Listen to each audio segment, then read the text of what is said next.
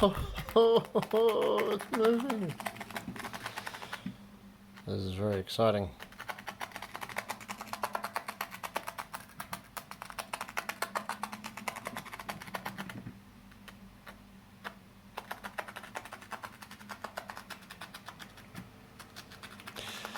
Okay, so let's have a talk about the problems. There's a few, but overall, pretty cool.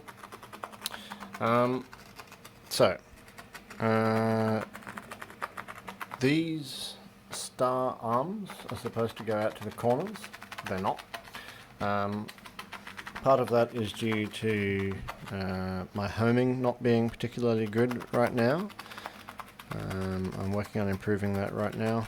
But another problem that's slightly more insidious is that these steppers are losing steps, which means they are gradually losing accuracy.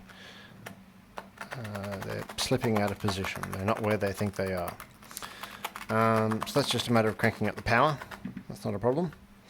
The other issue I'm experiencing right now is the sound. It is really loud. I don't like it. I don't want it to be this loud. I don't want it to be loud at all. Watching the videos of the nice one on Kickstarter, it's very, very quiet indeed. So, in terms of the stepper noise, there are some different steppers you can get that are specifically made to be quiet. You lose a little bit of torque, but I'm not really too concerned about that. I mean, for stepper drivers, I don't mind losing a bit of torque. But the bigger problem that I'm seeing or hearing right now is the sound of the ball moving through the sand. So it's like... And I think that's because there are grains of sand getting stuck between the ball and the bed, I'm going to call it. And they sort of get crunched out of the way, crunch, crunch, and it makes a loud noise. So I was thinking of various options for solving that. I 3D printed this tiny skid, which has a spherical depression in the top, and it's very smooth on the bottom. You see it's glassy smooth. And I had that on the bed with the ball in it, such that it would slide along, and because it's so flat and the angle is quite sharp, we just sort of scoop the sand out of the way and it wouldn't get stuck between the ball and the bed. Did really work very well.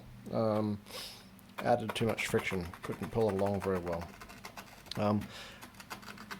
I've looked quite closely at the videos for the Sandsara, the one on Kickstarter, and I can't tell whether the ball is rolling or sliding. So this ball here, you can see it's moving in a sort of a stepwise fashion. And that isn't because of the motion interpolation I'm doing. I've bumped that down to 0.5 millimeters, and this interpolation, this you're seeing here is about 8 millimeters scale. So it's not that. I think it's just due to the ball, like stiction on the ball. The ball is stationary. The force adds up as the magnet moves away, and then it jumps to the new position. And then it's stationary again, and then the magnet keeps moving, and it builds up enough force to jump. And so it's moving in little jumps. And I think that is also contributing to the noise as well, because it's not a constant shh, it's a sound. So there's a lot of variables here. The particle size of the sand. So this is just out of the sand pit, just outside my window, the kids' sand pit, and I ran it through a fairly coarse sieve to get rid of the sticks and toys and such. But you can see there's grit and filth all through this. In addition, the sand is of a variety of different particle sizes. So there's some fine sand and some big chunks of sand.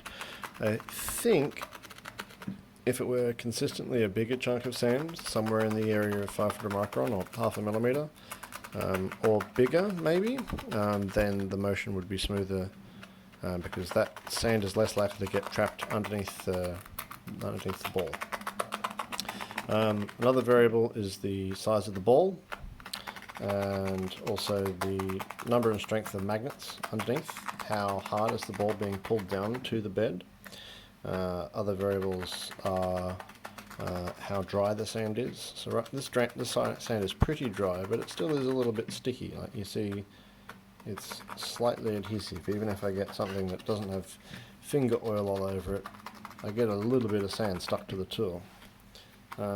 So maybe drier sand. It needs to be extremely dry. Maybe sand is not the right material at all. Maybe the sand Sara is a misnomer. It's actually using some sort of cool solid dust. So other factors include the material of the bed. So at the moment I've just got some rubbish brown composite manufactured wood material that you get on the back of dressing cabinets. I don't know what it's called actually. Some sort of brand. It's got a rough side and a smooth side. It's got the smooth side facing up. So that's another factor to consider. I think that's about it. So ideally the ball would roll smoothly across the surface of the sand. But if the attraction between the ball and the magnets isn't strong enough, then the ball can get lost behind and the magnets just move off without the ball. It gets a bit sad. Yeah, I'm not sure. Another snafu I had today, so I made a pattern, I generated a pattern that started in the circumference and spiraled into the center and then spiraled back out again. I thought that'd make a cool video time lapse. But that pattern is quite large in terms of bytes, somewhere to the tune of, calculating in my brain, about 2 kilobytes-ish. And that's too much to receive in a single message via MQTT. So I'm going to have to, no, too much for the ESP32 to receive. I get buffer allocation errors and such when I try to receive it all in one hit. So I might have to work out some sort of MQTT sequencing protocol whereby you send down batches of patterns or something like that. Something neat that just occurred to me is that I could potentially define patterns in Python, because the microcontroller runs MicroPython. So if I send down the code to generate a sequence of points, then I could send down a little chunk of software that it runs as a generator to generate all the points. Hey, that's pretty cool. It's not quite as universal as G-code, but yeah, I like it. If I can define a standard set of libraries, yeah, I like the sound of that. Anyway, hey, it's drawing on sand.